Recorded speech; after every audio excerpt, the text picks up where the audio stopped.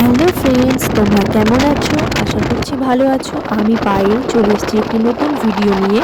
আজকের ভিডিওতে আমি তোমাদের সাথে শেয়ার করব আমার ঘুরতে যাওয়ার ভিডিও। আমরা কিন্তু গাড়ি নিয়ে বেরিয়ে পড়েছিলাম ঘোরার উদ্দেশ্যে। তো কোথায় গিয়েছিলাম সেটা আমি তোমাদেরকে পরে বলছি। দেখো, সারা রাত আমরা গাড়িতে ছিলাম। আমি, আমার ননাসের মেয়ে, জামাইবাবু, আমার হাজবেন্ড, আমার ছেলে আর একটি দাদা ছিল। সো আমরা সারা রাত কেউ ঘুমোতে পারিনি। আমার ছেলে এবং ভাগ্নি ঘুমিয়ে পড়েছিল সেই গাড়িতেই কষ্ট করে। যাই হোক, এরপর আমরা একটা ছোট্ট হোটেলে উঠেছিলাম জাস্ট ফ্রেশ হওয়ার জন্য। ফ্রেশ হয়ে কিন্তু আমরা চলে যাই লাঞ্চ করতে, যেহেতু সবারই প্রচণ্ড খিদে পেয়েছিল।